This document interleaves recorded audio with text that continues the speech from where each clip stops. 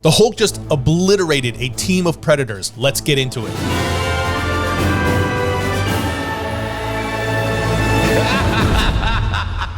What's up, guys? Predator Kills the Marvel Universe is on issue 3, and if you guys are sleeping on this book, you have to jump on it because it is incredible. We covered the first issue when it dropped back in August, and we will cover the entire story when it wraps up in issue 5. But you guys have got to see what just happened in issue 3. But for everything we're about to dive into to make sense, you do need to know that in issue 2, Kraven led an army of Predators to Earth where they absolutely blitzed Marvel superheroes, including the Avengers at Avengers Tower and the X-Men at the X-Mansion. And while you're probably thinking that's way too much power for the Predators to overcome, just remember they're being led by Kraven, who has given them the inside information on every superhero on Earth. So with that understood, let's dive into issue 3. The issue opens up at Stark Tower in New York City with narration telling us the atmosphere shields us from space, roofs keep us dry, medicine fights disease, heroes protect the vulnerable, Earth believes itself to be a fortress. But Kraven knows better. For all of you who have been following these Marvel Predator books, you know that Kraven showed up in Predator vs. Spider-Man issue 1. And since then, he has joined forces with the Yautja to hunt all the superheroes on the planet so that the Yautja can take possession of Earth and turn it into their own personal hunting preserve. That's also why you see that Yautja branding there on his forehead. Anyway, he clearly has a terrified look on his face, and on the next panel, we see it's because he is being chased by the Hulk. And with the Hulk closing in fast, narration continues, we're all closer than we'd like to think to the jaws of nature claiming us, even the Hulk. The best way to save a life is to keep company with death. At this point, the Hulk is almost within reach, but this is where the Predators show up, as narration continues to say, Kraven is here to cure the world of its soft complacency. Anyone who wants to live like veal will be slaughtered. Only those who fight back will earn the respect of a worthy death. And with that, we see multiple laser sights from Predators all over the Hulk. And on the next page, we see that an entire squad of Predators has arrived to back up Kraven. And this is where it gets absolutely nuts, because for those of you who have been watching the show for a long time, you know that the Hulk is my favorite superhero in all of comics. And when the Predators open fire on the Hulk, he goes full savage mode and starts crushing them with his fists and ripping them in half. And I don't mean that figuratively. He literally rips them in half. And this beating goes on for almost 2 full pages as he curb stomps another Predator, throws one out a window, and thunderclaps several others into oblivion. And all of this happens before we even get to the title page. It's glorious. And for those of you who haven't started reading this book yet, this title page actually does a great job of giving you a synopsis of the overall story. So you can pick up issue 3 and read this title page, and it does a pretty good job of catching you up. But this is Predator Kills the Marvel Universe, so you know this Hulk smash moment can't last. And the full next page basically explains to us why Kraven has chosen to partner with the Yautja, and how this isn't just a partnership based on survival instincts. No, he feels at home with the Yautja, and he is not only assimilated into their culture, they have accepted him amongst their warriors. The narration specifically tells us they worshipped at the same altar of blood and sinew. Go forth among the stars and hunt the strongest prey. This was their shared doctrine. But we also learned that this was a partnership of mutual respect, as they taught him and he taught them in turn. And with their stores of vibranium, which they call God Metal, they had a worthy arsenal with which to launch their assault on the rich hunting preserve that is Earth. So on the next page, we see that as the Predators were keeping the Hulk busy, Kraven was running to a weapon that he had prepared for the Hulk on their ship. Now, if you're saying to yourself, hold up, Tim, that's the Milano, the Guardians of the Galaxy ship, you would be correct. But Kraven stole the ship when he and the Predators attacked and killed the Guardians of the Galaxy in issue 1. But that's one of the craziest parts about this book, is that Kraven has worked with the Yautja to put together a strategy for every single superhero name on their kill list. And that includes the Hulk. But you gotta be wondering, like I was, how on earth are they going to take down the Hulk? He's the strongest there is. The more you attack him, the angrier he gets. The angrier he gets, the more powerful he becomes. But as we see the Hulk smash through a window and crash down onto the landing pad behind him, narration continues to tell us Goliath would fall to their stone in a sling, a vibranium Hulkbuster to drain the gamma energy from him. And with that, we see that Kraven has made his way to this massive vibranium Hulkbuster cannon, and he fires on the Hulk. The Hulk then lurches back and roars, but he immediately begins to transform back into Bruce Banner. With Kraven now slowly approaching the weakened Bruce, he tells him, "You remind me of the slow loris, Bruce Banner. It's a primate that looks gentle, but hidden inside it is a toxic venom." We then see him raise a vibranium energy-powered axe in the air as he finally says, "You were the one I was most worried about." And as Bruce screams no, Kraven brings the axe down onto Bruce, seemingly keep killing him. We're not done with the crazy yet because that's not where the issue ends, but that is absolutely wild. I told you this title is amazing and I was not lying. But before we see what happens next, the holidays are rolling up on us with the quickness, and companies all over the country are hiring for seasonal jobs. And I'm not just talking about part-time gigs for your local pop-up Halloween shop. Yes, businesses are definitely looking for more cashiers, delivery drivers, servers, and even mall Santas, but people with special skills and experience are in high demand as well. However, if you've ever run a business, you also know those candidates are often not easy to find. But whether you're hiring for one of those roles or any other role, the best way to find your perfect match for your role is on ZipRecruiter. And right now you can try it for free at ZipRecruiter.com/variant. ZipRecruiter's smart tech works fast to find and hunt down talent so you don't waste time or money. They make it easy to quickly find out how many job seekers in your area are qualified for the position you're trying to fill. Again, if you've ever had to be on the hiring side, that already sounds like a sanity saver. And it should, because ZipRecruiter's advanced resume database lets you find the top candidates right away and just gives you their contact information. They just give it to you right at your fingertips with a few clicks, and it is beautiful. Needless to say, it is no shock that G2 has ZipRecruiter listed as the #1 rated hiring site. So let ZipRecruiter find the right people for your roles, seasonal or otherwise. 4 out of 5 employers who post on ZipRecruiter get a quality candidate within the first days. And for right now, you can try it for free at ZipRecruiter.com/variant. Again, that's ZipRecruiter.com/variant. ZipRecruiter, the smartest way to hire.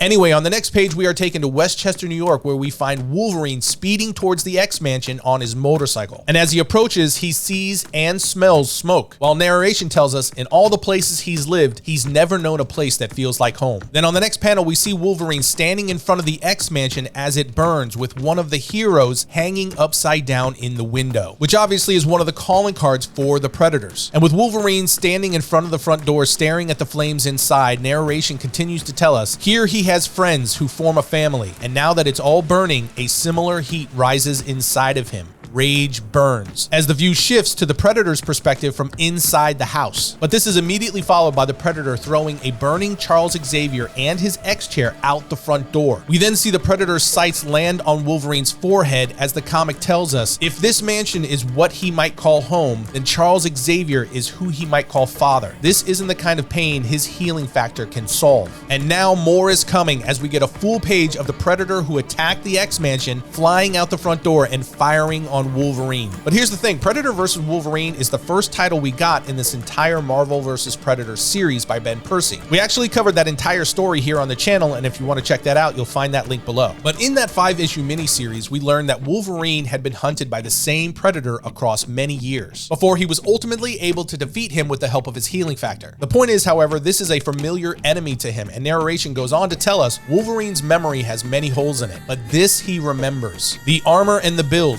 the ocean stink, the weapons. He has fought some version of this enemy before. Then as we see Wolverine with half of his face burnt off and the Predator about to strike, Nightcrawler teleports in. He then grabs Wolverine and teleports both of them out of there just before the Predator lands a killing blow. At this point, however, we learn that the Predator Graveyard, who we are first introduced to in issue 1, has studied the kill list carefully, intentionally choosing to hunt Wolverine because he was both a worthy opponent and because his adamantium skeleton is a coveted trophy. But with Graveyard failing to claim his prize, we are taken to the dark side of the moon, where the Yautja have set up base. And as we enter their ship, we are taken to the King's throne room, where narration tells us, as the first wave of hunters stalked the planet, the Predator King prepared to enact the next stage of their plan. It was time to release the drones. Then as a wave of drones leave the Yautja's ship, on the next page we see them approach multiple critical infrastructure sites around the Earth. As the narration continues, satellites, space stations, power plants and data centers, dams and electrical stations, and launch docks, communication, infrastructure, defense. The Yautja aren't only targeting heroes and villains. Humanity itself is in the crosshairs. And let me tell you, at this point, I am getting all kinds of Independence Day vibes, which is just so good, especially as we turn the page to see Iron Man and Spider-Man staring at Avengers Tower in shock.